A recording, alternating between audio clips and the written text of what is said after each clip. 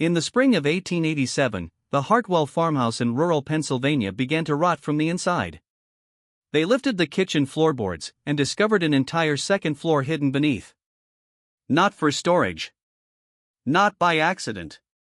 Someone had built it deliberately, to bury a sin so heavy it could not be allowed to touch the light of day. What kind of evil demands its own grave while you're still living above it? The wind that April carried the scent of turned earth and wet stone across the 80 acres of the Hartwell place, right where Lancaster bleeds into Lebanon County. It was the kind of wind that made the old oaks groan like they remembered every secret the soil had ever swallowed. The farmhouse stood on a gentle rise, stone foundations sunk deep, timber bones cut from the very trees that once shaded it. Built in 1823 by Nathaniel Hartwell, a man who believed that if you laid your foundation right, the Lord might overlook the cracks you patch later. But foundations have a way of speaking when no one is listening. By 1887 the house had stood for 64 years, and the weight of 3 generations had worn its soul thin. Thomas Hartwell, 63 now, walked the same fields his grandfather had cleared. He was a man of ledgers and Sunday sermons, the kind who could tell you the exact bushels of wheat per acre in any year since 1850, yet could not name the year his first wife's laughter had died. He kept the Methodist pew warm every Sabbath, hat in hand, eyes fixed on the cross as if daring it to accuse him. His 2 sons from that first marriage had fled west years earlier, leaving only silence and the faint echo of slammed doors. William and Robert wanted no part of the farm, no part of the man who had replaced their mother with a younger woman before the dirt had even settled on her grave. Catherine Hartwell, 20 years younger, Philadelphia bred, widow of a lawyer, moved through the house like a ghost who had not yet accepted she was haunting it. She kept a leather journal the way other women kept rosaries. Every dawn she walked the property line, boots sinking into dew-heavy grass, writing in that book as though the pages might forgive her one day. Neighbors called her distant. They did not know she was listening for footsteps that were not there. The kitchen was the warm heart of the place, cast-iron stove, cream-painted walls, windows that framed the eastern fields where the sun rose bloody and slow. But that spring the heart was failing. A section of floorboards near the eastern wall had begun to bow and blacken. The smell was faint at first, like damp wool left too long in a trunk. Then it sharpened, earthy, sour, the smell of something alive and dying at the same time. Thomas blamed the brutal winter. Snow had lain heavy, then melted fast, driving water up through the limestone foundation the way guilt rises when the ground thaws. He sent for Henry Voss, the carpenter whose family had been fitting wood to Pennsylvania stone for 3 generations. Voss arrived with his 17-year-old apprentice, William Clean, the very bloodline whose ancestors had owned this land before the Hartwells, before the sudden fire of 1821 that drove them away in the middle of the night. Young William carried the tool chest and the kind of wide-eyed curiosity that had not yet learned how dangerous it could be. Catherine met them at the door. Her hands were too still. "Must you replace the whole section?" she asked, voice low, almost pleading. "Couldn't you just patch it?" She offered extra money. Twice. Voss, polite but firm, explained that rot was like sin, cut it out or it spreads. He did not know how close he had come to the truth. Thomas was out in the barn, doctoring a sick cow. He would not return until dusk. The house, for those few hours, belonged to Catherine, the carpenter, and the apprentice who could not keep secrets. They pried the first board loose at 9:30 in the morning. The nail screamed like something alive. Beneath it lay darkness and the unmistakable smell of old paper and candle smoke that had never quite left. Voss leaned closer. His lantern light caught on something that should not have been there, a second layer of flooring, darker oak, cut differently, fitted with the same deliberate care Nathaniel Hartwell had used above it. 8 inches of secret space. Enough to hide a life. The men exchanged a glance. William Clean, young and foolish, reached in first. His fingers brushed oilcloth, yellowed and brittle as old skin. He lifted out a thick bundle tied with twine that had turned to wire with age. The cloth unfolded like a wound reopening. Inside, letters. Dozens of them. Written in a woman's careful hand. The ink had faded to the color of dried blood. Voss read the top page in silence. His jaw tightened. The color left his face the way color leaves a corpse.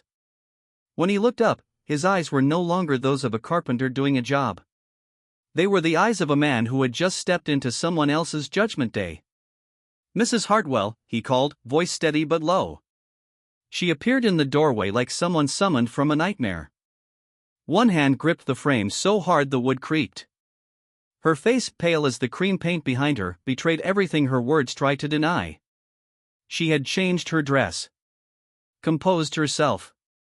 But the eyes were red-rimmed, and the tremor in her fingers gave her away. "Those are private," she said. The words came out too quickly, too sharp. "Family papers. Nothing more. I will pay you for your time. You may leave now." Voss did not move. "Ma'am, if these contain evidence of wrongdoing." "There is no wrongdoing," she cut in. Her voice dropped, almost gentle, the way a mother speaks to a child who has found a loaded pistol. "Only a family trying to protect itself from people who would never understand. People who would judge what they cannot possibly forgive." The kitchen filled with the sound of spring birds outside, wind in the eaves, the faint drip of water still seeping somewhere beneath the floor. But inside, time had slowed to the rhythm of two hearts that knew they were standing on opposite sides of a grave. Young William leaned back toward the door, sensing the air had grown too heavy to breathe. Voss remained rooted, the bundle still in his large, calloused hands. He could feel the weight of the paper like the weight of another man's soul. He looked at Catherine, really looked. Not at the composed widow, not at the farmer's wife, but at the woman who had walked these fields every dawn writing secrets she could not speak aloud. Something in her face reached him. Not a threat. Not bribery. A profound, exhausted sadness, the kind that comes when you have carried a sin so long it has become your only companion. He asked the only question that mattered. "Is anyone in danger?" The words hung between them like the last prayer before the noose drops. Catherine Hartwell did not answer right away. She closed her eyes for a single heartbeat, as though listening to something only she could hear, perhaps the voice of the first wife, perhaps the voice of God, perhaps the voice of whatever had been buried beneath these boards for decades. Outside, the wind shifted. The old oak by the east field groaned again, louder this time, as if the land itself had decided it was tired of secrets. And in that kitchen, on that ordinary Tuesday in late April 1887, the Hartwell family's carefully constructed life began to split open along the same lines they had tried so desperately to hide. The second floor was not just wood. It was judgment. It was guilt given shape. It was the moment when the sins of the past finally demanded their day in the light. And the question Voss had asked still waited for an answer. The spring sunlight that poured through the kitchen windows felt almost accusatory, slanting across the exposed gap in the floor like the finger of God pointing at hidden shame. Catherine Hartwell stood motionless, the bundle of yellowed letters pressed tight against her bodice. The oilcloth smelled of mildew and candle wax and something sharper, fear, perhaps, preserved across decades. "No," she said at last, her voice barely louder than the wind rattling the panes. "No one is in danger. Not anymore." Henry Voss studied her face for a long moment. Then, without a word, he wrapped the documents again with the same careful reverence he used when fitting a coffin lid. He handed the bundle back. His calloused fingers brushed hers, and for an instant both of them felt the weight of what had just passed between them, not just paper, but lives suspended in ink. "I'll finish the floor," Voss said quietly. "But I must speak with your husband about what lies beneath. A man has a right to know what his house is hiding." Catherine gave a single, exhausted nod. She clutched the bundle as though it might dissolve if she loosened her grip, then turned and climbed the stairs once more. The bedroom door clicked shut behind her with the finality of a tomb being sealed. When Thomas Hartwell returned that afternoon, mud caked his boots and sweat darkened his shirt.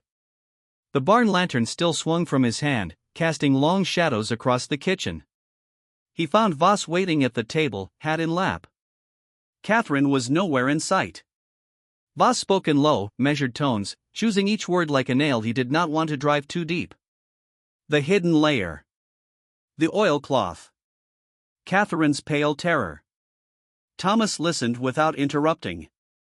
When the carpenter finished, Thomas did not explode in anger or demand explanations. Instead, a deep weariness settled over him, the expression of a man who had been walking toward this moment for years and had finally arrived. He sat heavily, boots still on, tracking farm dirt across the floor he had always kept spotless. "Bring them to me," he said. Catherine emerged from the parlor like a woman stepping into court for sentencing. She placed the bundle on the table without protest. Thomas untied the twine with trembling hands. Page after page. Letters from the 1860s. Ledgers filled with names, dates, cryptic marks that looked almost like tallies of souls. As he read, his face remained a mask, but his hands betrayed him. At one point he closed his eyes so tightly the skin around them whitened, as though the words were pressing against his skull like thumbs. When he finished, he looked up at Voss.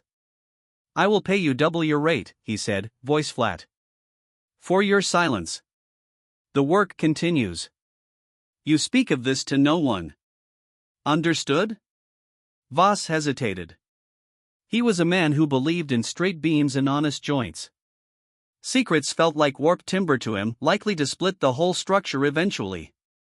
Yet he saw the exhaustion in Thomas's eyes, the quiet desperation in Catherine's posture. He gave a reluctant nod. Over the next 2 days the new floorboards went down. Voss and young William Clean worked in near silence, matching grain and color so perfectly that when they were done, the kitchen looked untouched. The hidden space, and whatever moral rot it contained, was buried again beneath fresh oak. To any visitor, the heart of the Hartwell home beat exactly as it always had. But secrets, once breathed upon, do not die easily. William Clean was only 17. His blood still ran hot with the belief that truth should run free like spring water. Within days he had told his mother. She told her sister. The sister told the minister's wife. By the end of the month, whispers snaked through Lancaster and Lebanon counties like smoke from a distant fire. Some said Thomas had hidden Confederate gold. Others claimed Catherine's Philadelphia past held a scandal, perhaps a child born out of wedlock, or a husband who had not died of pneumonia at all. A darker few spoke of murder, of bodies that had never been found. The rumors grew teeth and claws with every retelling. Reverend Samuel Pritchard, a thoughtful man of 50 who had married Thomas and Catherine 5 years earlier, could not ignore the talk from his own pulpit. He rode out to the farm one mild May afternoon. Thomas received him in the study lined with ledgers and Bibles. Surprisingly, he was candid up to a point. "Documents from my father's time during the war," Thomas said. "Family matters. Nothing criminal on my account. We are handling it privately." The Reverend left somewhat eased, yet a thorn of unease remained lodged in his spirit. He sensed Thomas had spoken truth, but not the whole truth. The older man carried a burden that smelled of blood and compromise. The Hartwells responded to the gossip with dignified silence. They attended services. They tended the fields. Catherine walked the property at dawn with her journal, her silhouette thin against the rising sun. But inside the house, the air had changed. Conversations grew careful. Touches became rare. The distance between husband and wife widened like a crack in dry earth then. In the heavy heat of summer 1887, a stranger arrived who carried Philadelphia polish and the scent of old complications. Edward Vance, late 50s, gray at the temples, the bearing of a man used to courtrooms and closed doors, claimed distant kinship through Catherine's first husband's family. He came unannounced by train and hired carriage. Catherine's face drained of color when she saw him. Shock, then a resigned sorrow. She greeted him with formal courtesy, but her voice trembled on the edges. She showed him to the parlor, offered cool water and bread, then went to fetch Thomas. Vance stayed 3 long weeks. Most days the study door remained closed while low voices rose and fell like prayers or arguments. Neighbors glimpsed him walking the fields alone or with Thomas, sometimes pausing beneath the old oak where Catherine wrote in her journal. He carried his own leather notebook and spent hours poring over papers by lamplight.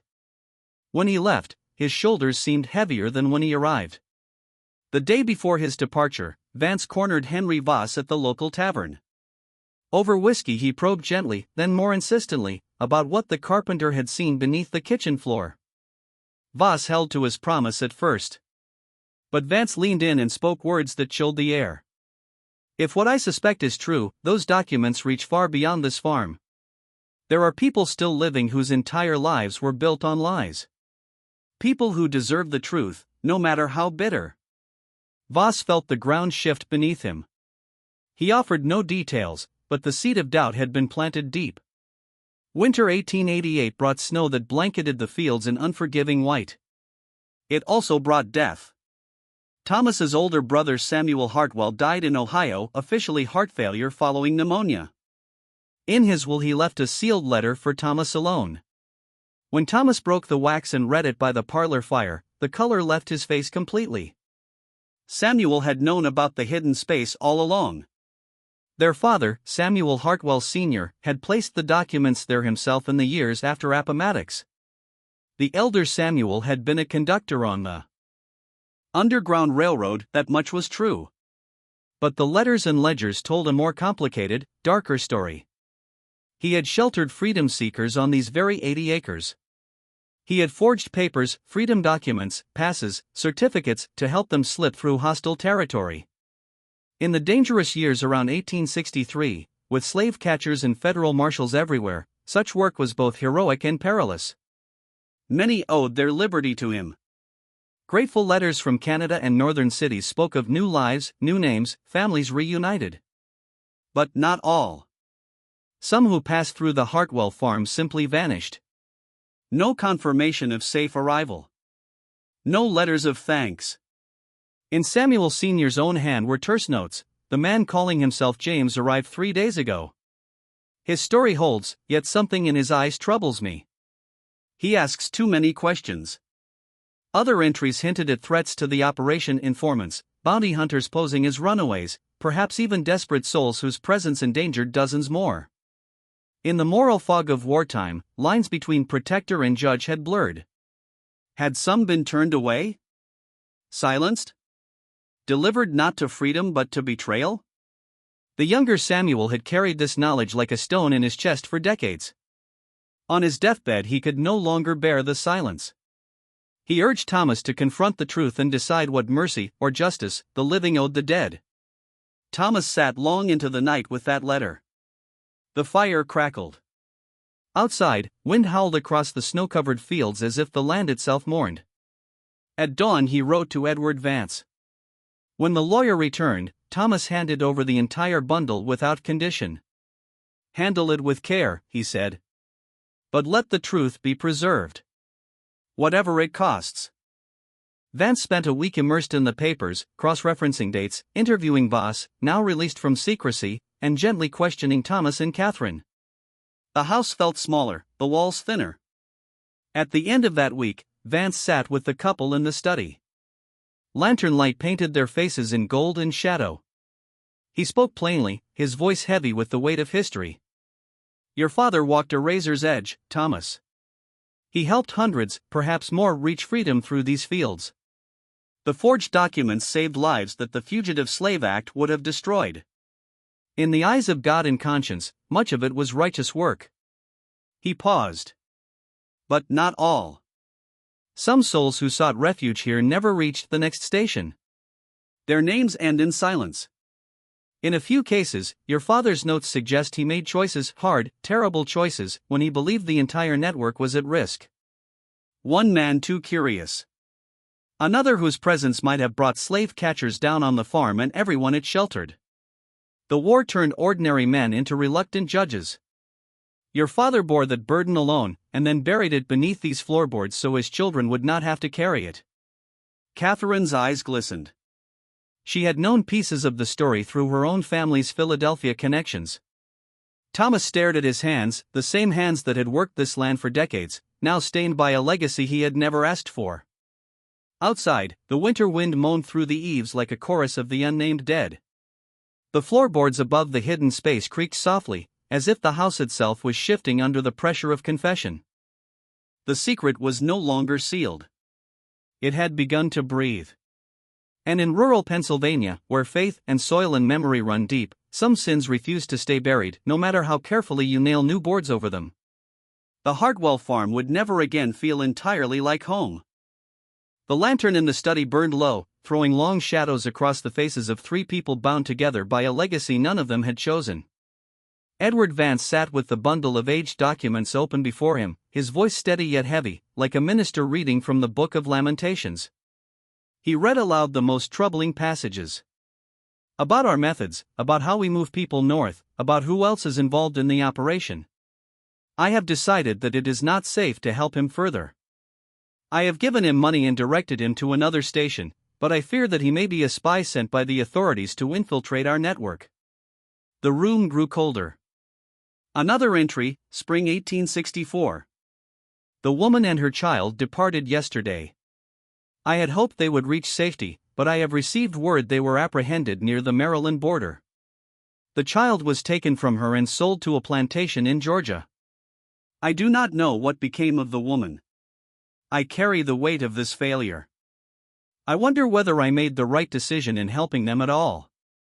Perhaps it would have been better to refuse them. But how could I have looked into the eyes of a mother desperate to save her child and told her that I could not help? Vance closed the ledger gently, as though afraid the paper might bleed.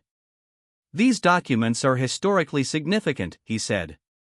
They offer one of the most detailed private records we have of Underground Railroad operations in this part of Pennsylvania. But they raise questions that history may never fully answer. Did Samuel Hartwell Sr. simply fail some of those he tried to save? Or did he, in moments of fear, make darker choices, turning away the dangerous, silencing the suspicious, choosing the many over the few? In wartime, the line between savior and sinner blurs until even the man holding the pen cannot see it clearly anymore. Thomas Hartwell sat motionless, his face carved from the same stone as the house foundation. Only the faint tremor in his clasped hands revealed the storm inside. When Vance finished, Thomas asked the only question that mattered to a man staring at his father's soul laid bare. What do you intend to do with this information? Vance chose his words with care. I believe these papers should be preserved for future generations. Historians need to understand the impossible moral crucible of those years. But I respect the family's privacy. We can seal them until after your lifetime and Catherine's. After that, the truth can speak for itself. Catherine, who had remained silent, her hands folded tightly in her lap, finally spoke. Her voice was quiet, yet it carried the weight of someone who had walked the fields at dawn for years wrestling with these very ghosts.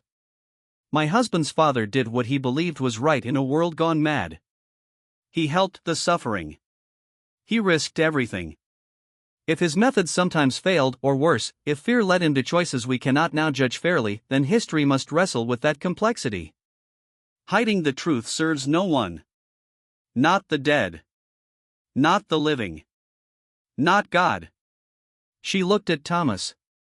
Their eyes met for a long moment, a silent conversation forged in shared burden. Thomas gave a single, slow nod. Preserve them, he said. But not while we live. After we are gone, let whoever wishes to study them do so. The dead have a right to be remembered as they were, not as we wish they had been. Vance agreed. He took the documents with him when he left the farm, carrying them like fragile relics to a historical society in Philadelphia. There they were sealed with strict instructions, not to be opened until after the deaths of Thomas and Catherine Hartwell. The years that followed settled over the farmhouse like a heavy quilt, warm on the surface, suffocating underneath. Thomas and Catherine moved through their routines with a new, quiet understanding. They attended church. They worked the land. They spoke politely to neighbors. But inside the stone walls, something had shifted. The secret no longer divided them, it bound them together in a private communion of guilt and grace. They never spoke of the documents openly again, yet every creak of the kitchen floorboards seemed to echo with the names of the lost. The community's rumors eventually faded, replaced by fresher scandals: a barn fire 2 valleys over, a disputed inheritance, a young woman who ran off with a traveling salesman. Still, some old-timers would glance at the Hartwell place and wonder what darkness had once been nailed beneath those boards. In 1889, a letter arrived from Thomas's son William in Ohio. He had caught wind of the whispers and asked directly what had been found. Thomas replied with careful, measured words, documents related to his father's Civil War activities, now preserved for historical study. Nothing more. William, sensing the wall his father had built, did not push further. Robert, the younger son, never inquired at all. He had built his own life in the factories and smoke of Ohio, married, started a family, and deliberately severed the cord to Pennsylvania soil and its buried sins. Then, in 1891, Thomas suffered a stroke. It struck without warning one crisp autumn morning while he was checking the fences. One side of his body went limp, his speech slurred. He would never again walk the fields unaided. Catherine became both wife and nurse, caretaker, and steward of the farm. She hired George Thorne, a steady, honest man in his 50s, to manage the daily operations. Thorne lived in the small cottage at the edge of the property and proved reliable.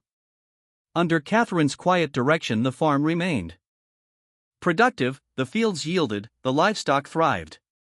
But in the long hours of the night, when Thomas slept fitfully in the upstairs bedroom, Catherine wrote in her leather journal by candlelight.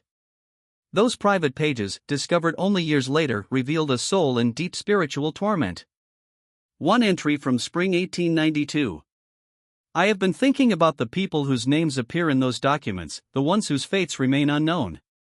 Are they alive somewhere, breathing free air, building lives from the ashes of bondage? Or did they perish in chains, victims of choices made in fear? We will never know. And perhaps that unknowing is the cruelest judgment of all.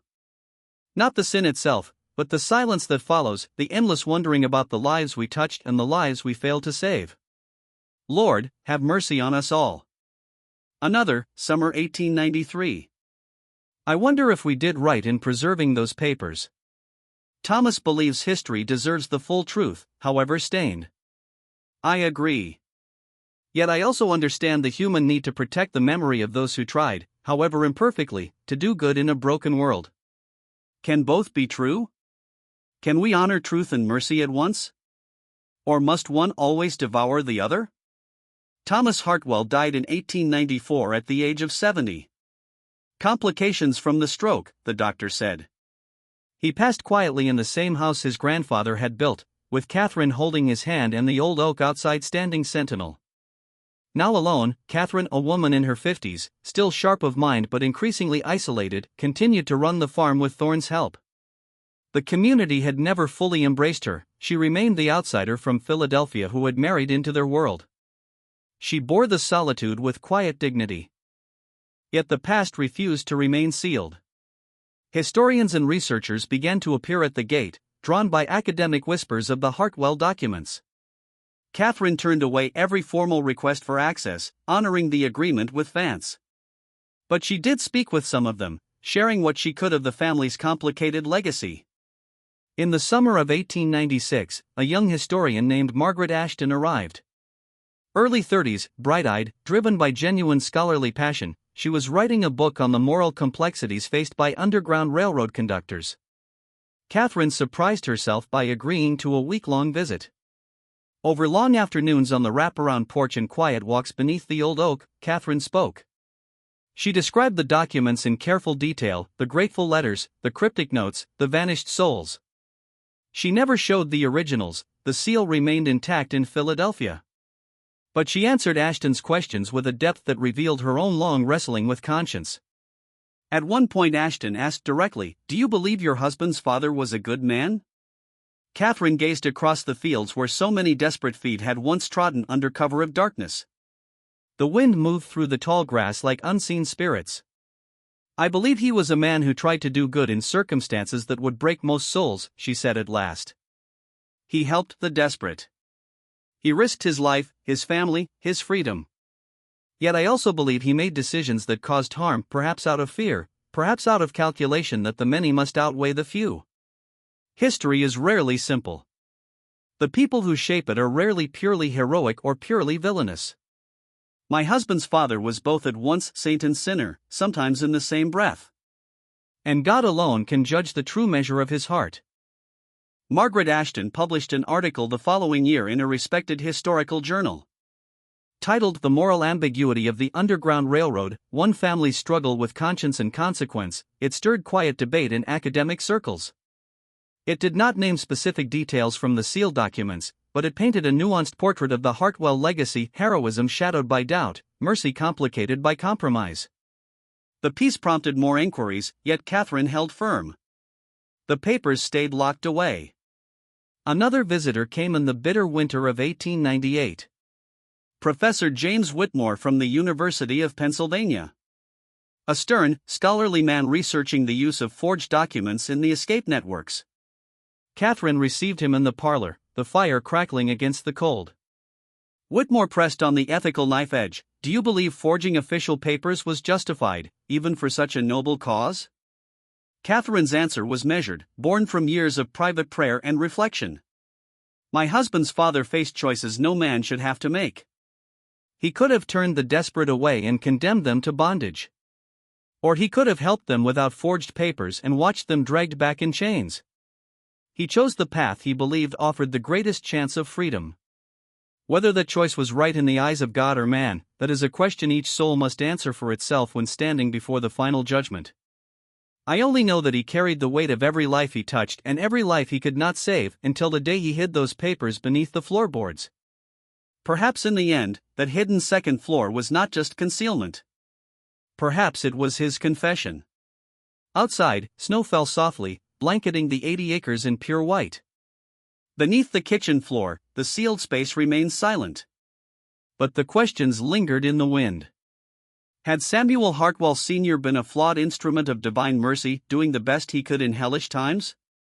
Or had the darkness of war twisted even his noblest intentions into something that demanded burial? The farmhouse stood as it always had, solid, weathered, enduring. Yet those who listened closely on quiet nights swore they could hear the faint creak of floorboards that were no longer there. As if the souls who had passed through these fields were still waiting for their final reckoning. The story was not over.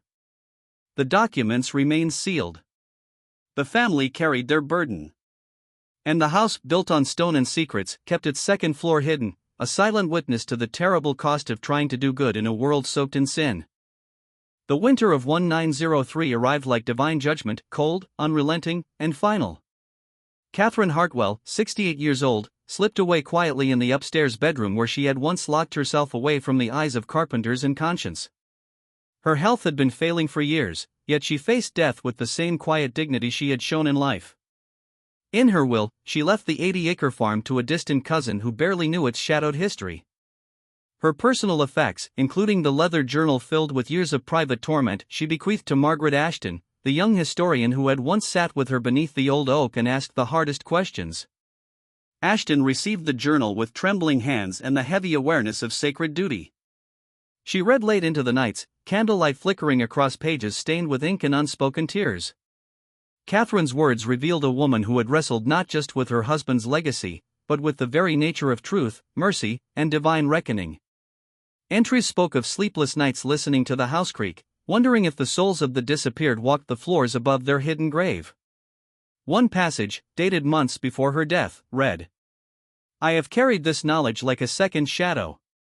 The good my husband's father did shines brightly, yet the darkness of what remains unknown threatens to swallow it whole. Lord, grant me peace in not knowing, for knowing fully might break what little faith I have left.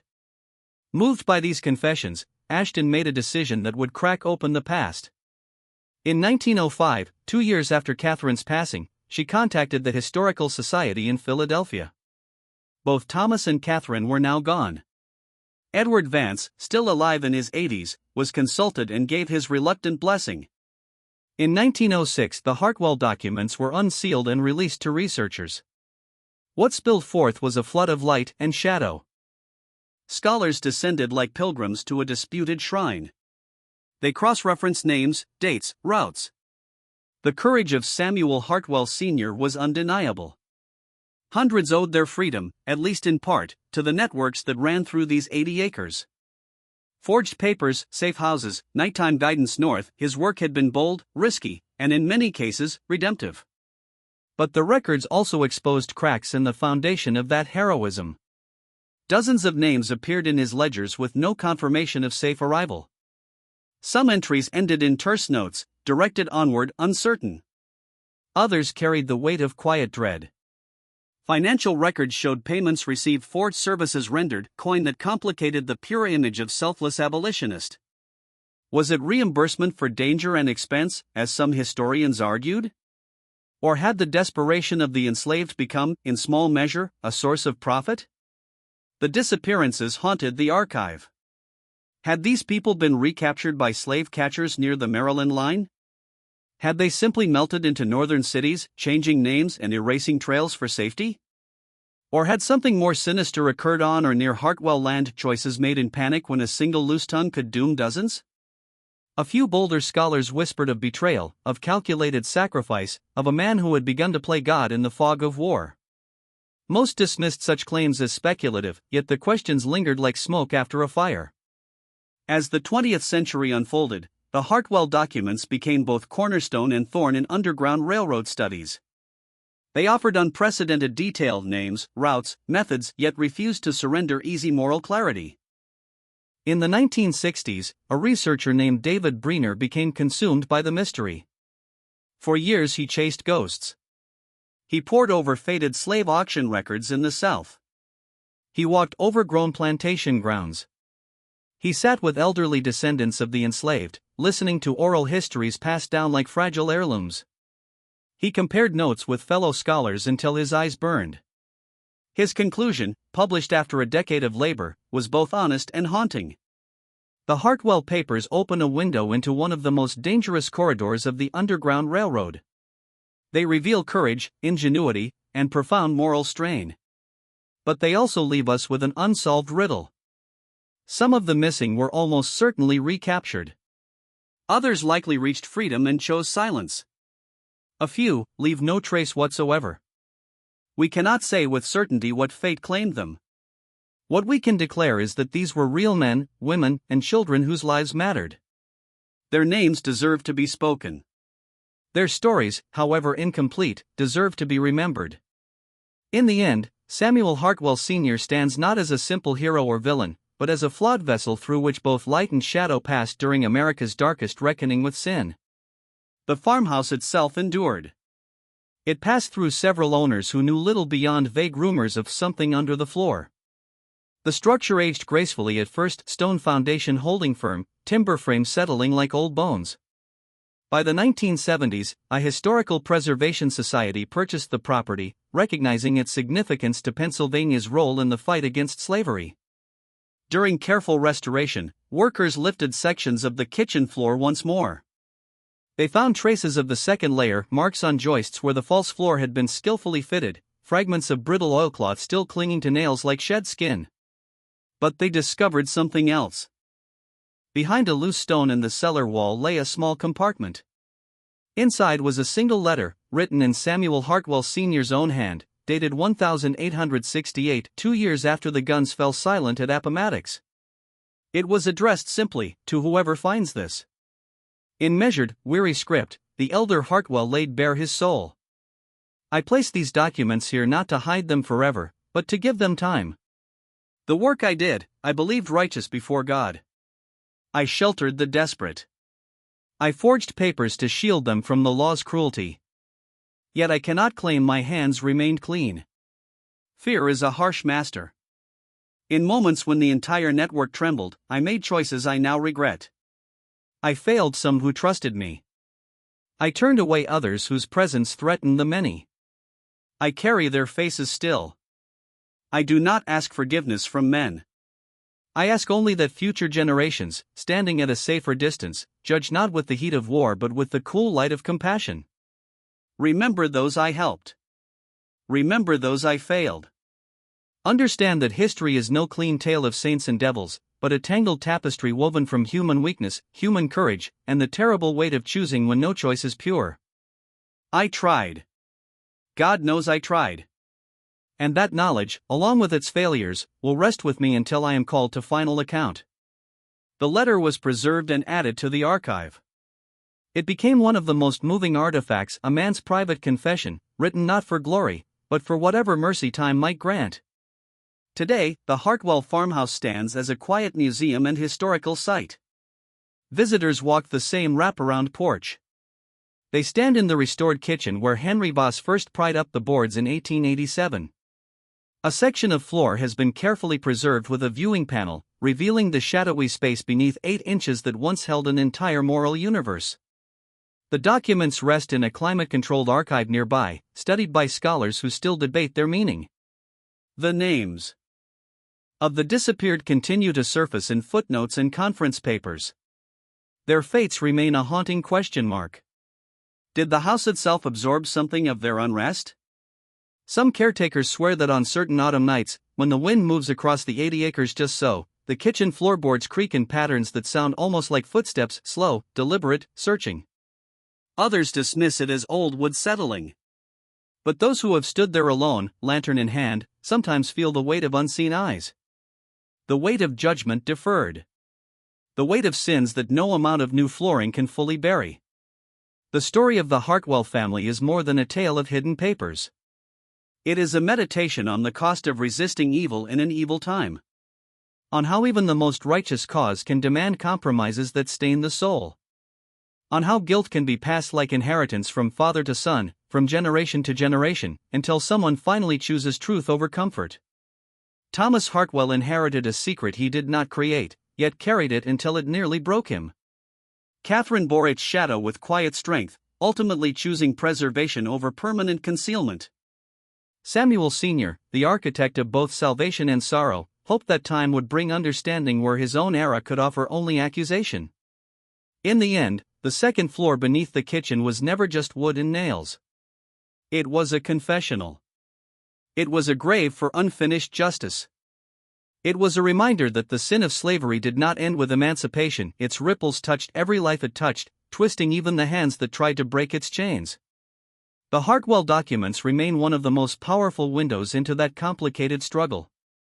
They give us names. They give us dates. They give us the courage and the compromise of ordinary people caught in extraordinary darkness. But they also leave us with mystery. The mystery of the disappeared. The mystery of human intention. The mystery of whether any of us, placed in the same crucible, would have emerged with our souls entirely intact. So the farmhouse stands solid, weathered, enduring on its gentle rise between Lancaster and Lebanon counties. Visitors come. They walk the fields where desperate feet once trod by starlight. They read the plaques. They peer into the viewing panel beneath the kitchen floor. And somewhere, in the quiet between heartbeats, they feel it. The past is never fully buried. Some floors are built to be lifted again. Some sins demand their day in the light. And some houses, remember. What do you think? Should the truth always be revealed, no matter how complicated or painful? Or are there burdens too heavy for any generation to carry? Leave your thoughts in the comments. If this story of hidden sins, moral shadows, and the long reach of history moved you, subscribe, turn on notifications, and share it with someone who believes the past still speaks. The floorboards may be nailed down, but the truth beneath them never sleeps.